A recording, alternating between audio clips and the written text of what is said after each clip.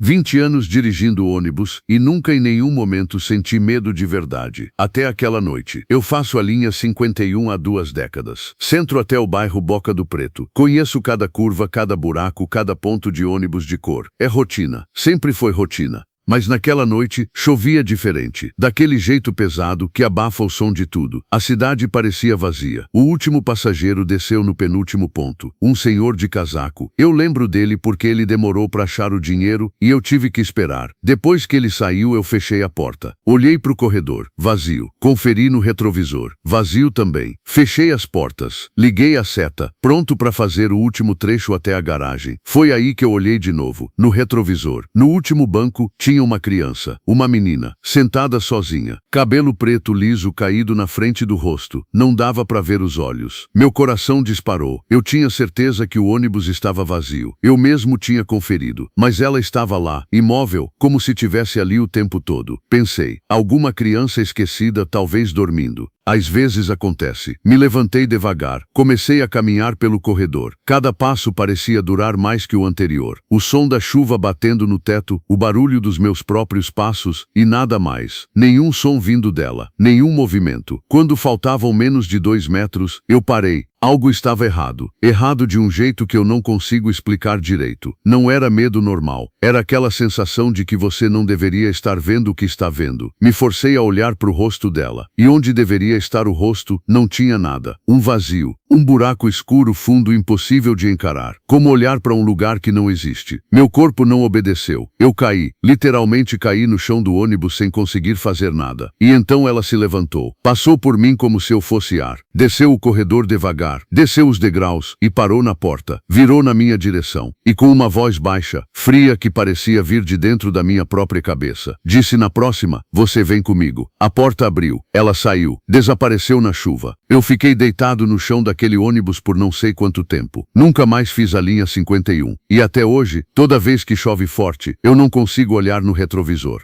Ninguém gostava de passar perto daquele prédio no centro da cidade. Velho, abandonado, paredes descascadas, janelas pregadas, mas a noite parecia diferente. Como se respirasse. Eu estava voltando do trabalho, uma sexta-feira comum, quando recebi a ligação. Vamos para a festa no San Diego. Eu aceitei sem pensar. E foi aí que tudo mudou. Quando cheguei, o lugar estava lotado. Música alta, luzes piscando, gente dançando, bebendo, mas tinha algo estranho. Difícil explicar. Nada parecia realmente normal. Mesmo assim, eu fiquei. Até meia-noite. Exatamente à meia-noite, o DJ parou a música. O silêncio foi instantâneo. Ele pegou o microfone e disse: hora de brincar. No segundo seguinte, aconteceu. A mulher na minha frente simplesmente caiu, decapitada. Eu gritei, com toda a força que tinha, mas ninguém reagiu. A música voltou como se nada tivesse acontecido. As pessoas continuaram dançando, como se não estivessem vendo. Eu entrei em pânico. Só queria sair dali. Corri, procurei portas, saídas, qualquer coisa. Mas não havia saída. Era como se o prédio tivesse me prendido. E então, eu senti um impacto forte na cabeça. E tudo apagou. Quando acordei, dias depois, estava no hospital. Meus amigos estavam mortos e eu não era mais a mesma. Sem um olho, sem as 2 pernas, sem a língua e uma cicatriz enorme atravessando minha barriga. A polícia investigou, mas nunca encontraram nada. Nenhum culpado, nenhuma explicação. Só aquele prédio que ainda está lá, esperando a próxima festa.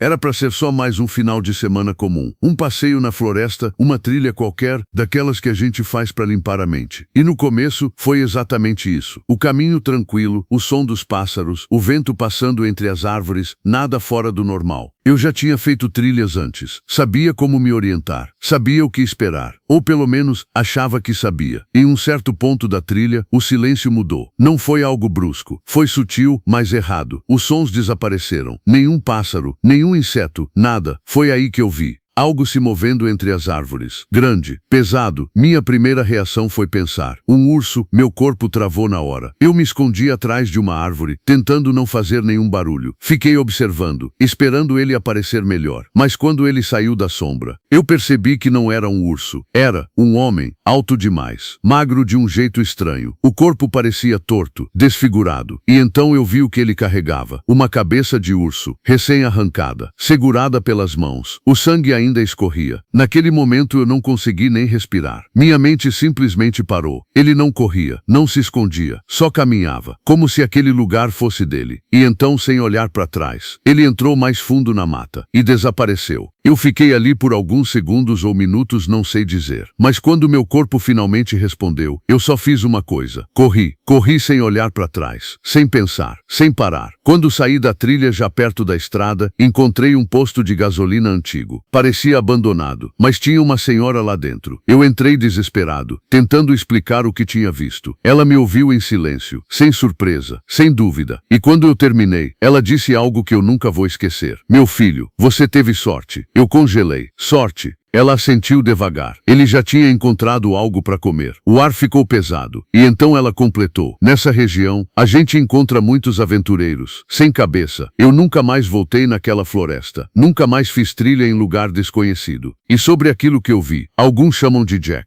Outros dizem que é uma entidade. Tem gente que acredita que é um bruxo, ou até um demônio, um guardião da mata. Eu não sei o que ele é, mas sei de uma coisa. Ele fica esperando, observando, escolhendo, e quando alguém cruza o caminho dele, não volta. Agora me diz, se você estivesse naquela trilha e visse o Jack, você ficaria ou correria? Você já olhou para o seu reflexo e sentiu que ele demorou um segundo a mais para te imitar?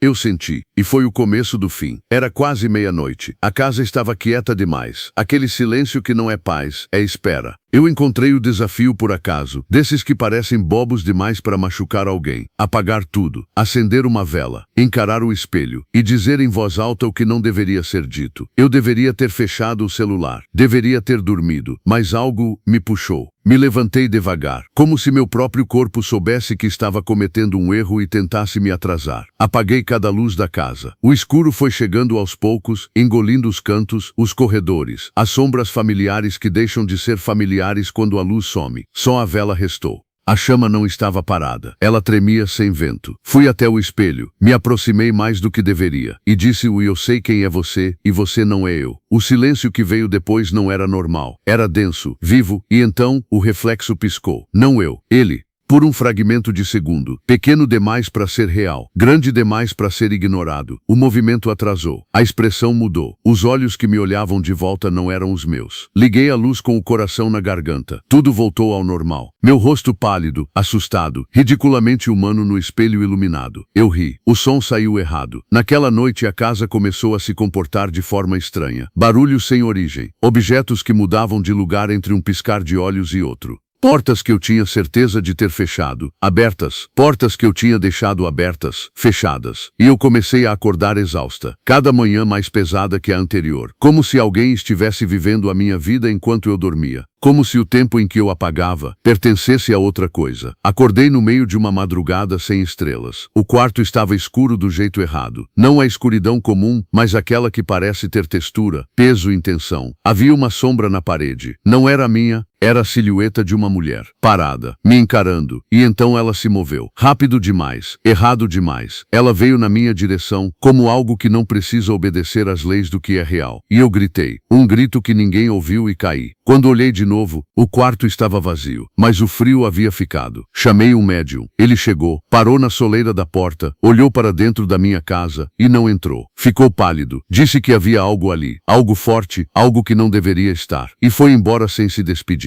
Chamei um padre. Ele foi mais corajoso, ou mais ingênuo. Começou a rezar. O ar mudou na hora. Ficou frio de um jeito que não é temperatura, é presença. As luzes piscaram. Piscaram de novo. E então tudo apagou. O que aconteceu depois? Eu só tenho fragmentos. Barulhos que não deveriam existir. Algo respirando perto demais do meu rosto. Dor que não é física, é mais funda que isso. Quando voltei a mim, a casa estava destruída. E o padre estava no chão. Imóvel, frio. A polícia não viu o que eu vi. Nunca veem. Eles viram uma cena. Viram uma mulher. Viram uma culpada. Me levaram. Na cela o silêncio era diferente. E por alguns dias eu quase me convenci de que estava bem. Que tinha sido loucura. Que eu mesma tinha feito aquilo sem saber. Quase. até a noite em que ela voltou, mais sólida, mais real. O rosto que antes era só sombra agora tinha forma, e era distorcida do jeito que rostos não deveriam ser distorcidos. Os olhos não tinham fundo. Ela não hesitou. Agarrou meu pescoço, me mordeu, e enquanto eu sentia o calor do próprio sangue escorrendo, tudo foi escurecendo. Devagar. Depois, rápido. Eu não acordei. Não da forma que você conhece. Estou em algum lugar que não tem nome. Escuro, mas não vazio. Cheio de vozes, de choros de pessoas que também tentaram sair e não conseguiram. Ela ainda está aqui. Não me larga. Nunca vai largar. Eu entendo agora. Quando você diz para o reflexo que ele não é você, você abre uma porta, e o que entra não vai mais embora. Então presta atenção. Não importa a hora, não importa o lugar, não importa o quão inofensivo pareça ser. Nunca fique sozinho diante de um espelho no escuro. Nunca diga que o reflexo não é você, porque se ele sorrir antes de você, já não há mais nada a fazer.